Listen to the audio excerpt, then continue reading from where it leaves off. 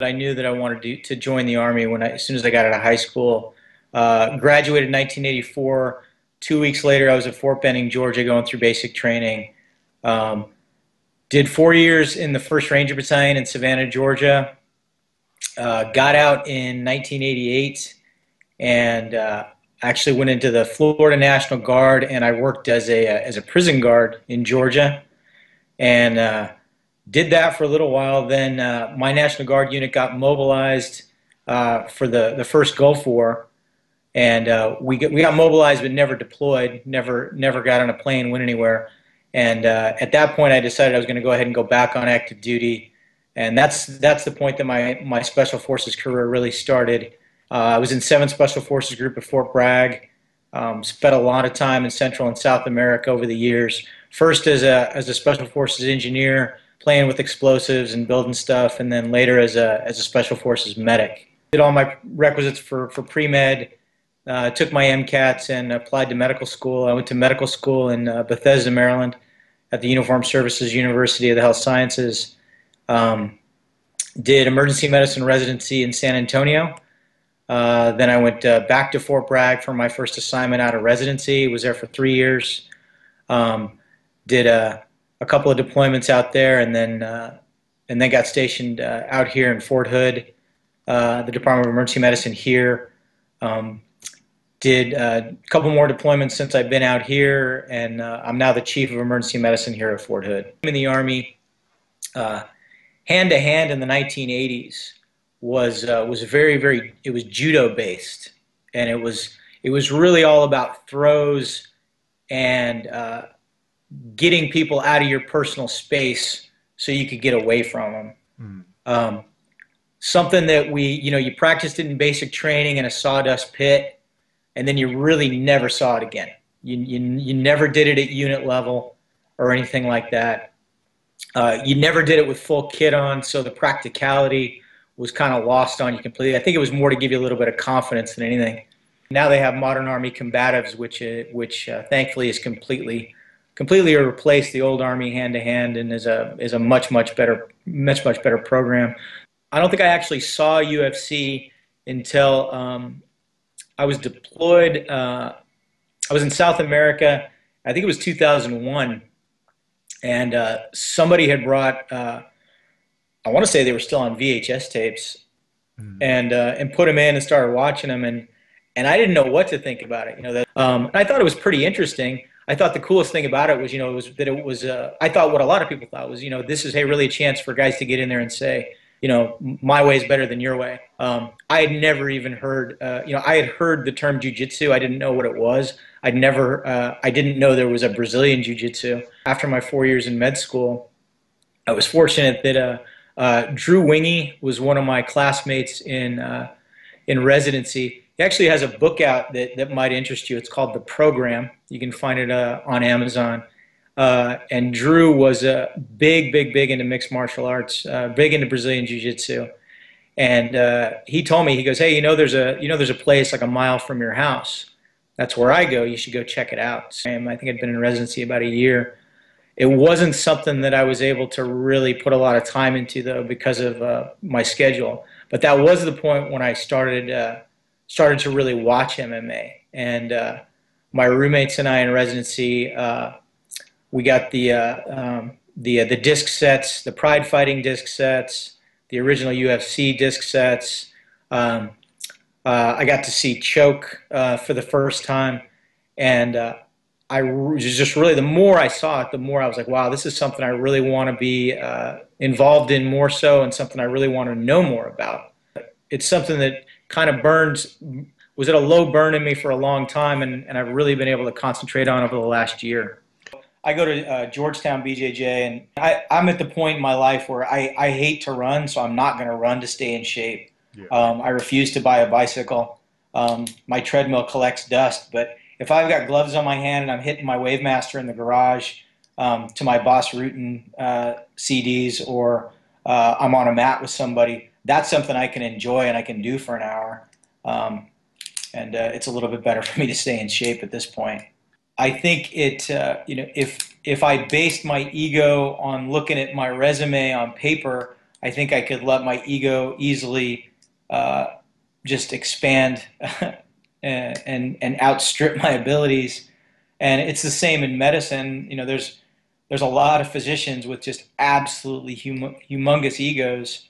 You know, a Green Beret is one of those things that people, oh, he's a Green Beret, you know, you better not mess with him. But, you know, the truth of it is, you know, most of what I was trained to do had to do with doing stuff with weapons in my hands. So uh, now, finally, at the age of 48, being able to do something where I can say, you know, now I know where I stand on that. It's given me a dose of reality, but also some renewed confidence because now, as I do learn, I get more and more confident. I say, you know what?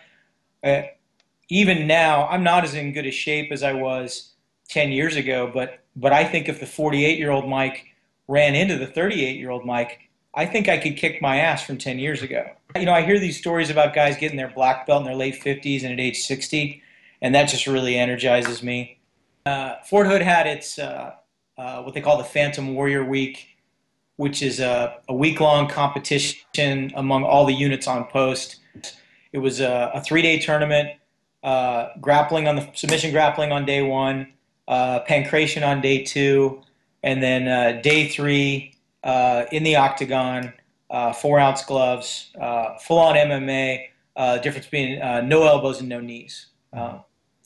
And it was definitely something ramping up. And they asked me to be medical director because they knew that I had experience as a fight doc in Texas, and most of the guys over there know me. Definitely something I thought about competing in. Um, the selfish thing I think for me would be to say, yeah, I'm just going to jump in and do it. Um, my wife is very, you know, my wife is wonderful. I'm very fortunate, very blessed. She's also my best friend and my best advisor, and she's very quick to point out to me that A, I'm 48 years old, B, I don't have that much experience yet, and C, a head injury has the potential to really affect my livelihood for the rest of my life. The safety problem, I think, it currently exists more in the gym than it does in the cage during a match. Um, just because the amount of small shots that guys are taking, flash knockouts and near knockouts that they're getting in training and they're continuing to train through. I think the fights that I've worked and many of the fights that I've seen both in person and on television, I think refs and ringside physicians are doing a good job of stopping fights when they should be stopped and keeping the fighters safe in that way. That's my impression. I think for the most part, you're never going to make this sport 100% safe. If it were, the whole thing we were just talking about before wouldn't even be a factor. Everybody would do it. There's some trainers out there that are certainly mindful of it. I think Dwayne Ludwig is one of them. I've heard interviews with him where he talks about his philosophy, which I think is a real good one. In that, you know, if two guys are sparring and you ring the bell of the guy that you're going against, it's time for you to back off. Iron sharpens iron. I think that's true to some extent, but I don't think it should be about going to the gym and going 100%. And every gym has that guy. We've all seen that guy who comes in and we're going 30% or we're going 50%, and he's not listening, and he wants to go 100%. And I think we all need to do a good job. You know, when we train, we need to not be that guy, and we need to police up that guy, and that there has to be consequences for that guy. If once we get enough data, once MMA's been around long enough, and we start putting MRIs of 10-year MMA careers up against 10-year boxing careers, I think people are going to be surprised, and I think the boxers are the ones that are going to be coming out with more sustained injury. That's my theory. I don't have anything to back it up, but that's what I think. It's, you know, Floyd Mayweather said it's the beer drinker sport, and I beg to differ. I think it's the thinking man sport. You have to be thinking on so many different levels. Your hand-eye coordination, your cardiovascular fitness, strategy, understanding your opponent, and really knowing when you're going to switch between all these different disciplines. When I worked my very first weigh-in, I was really prepared for just people to be really short-tempered, really gruff, and really, oh, I can't believe this guy's here making me do this. Like, what a colossal waste of my time. Let's just get this over. And the experience was actually just the opposite. All of the fighters were very respectful, very cooperative, very understanding of what I had to do.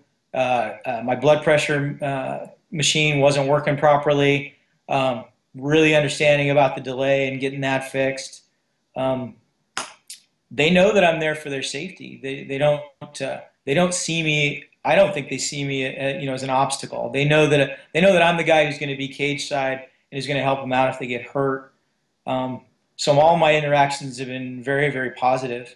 I think I think MMA fighters are smart. I think they all have purpose and drive, which is, especially, I mean, they're all almost universally, they're all younger, and it's great to see that in younger kids. They've got a goal in life, and they're working towards it, and they're working hard. They're getting up early to do strength and conditioning and doing 2-a-days and 3-a-days, and sacrificing time with their families and sacrificing eating what they want to eat, and having a beer after work, and just working really hard.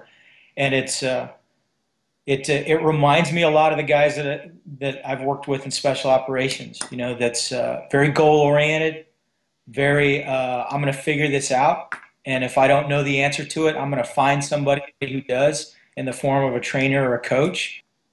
That's overall, that's been my impression, especially the guys on the Fort Hood Combatives team. I mean, they're all just such a great bunch of guys, all very receptive. When I go up there to train with them, all just super supportive. They understand that my skill level is minimal. And they're real quick to help me out, point things out. So I've had universally positive experiences.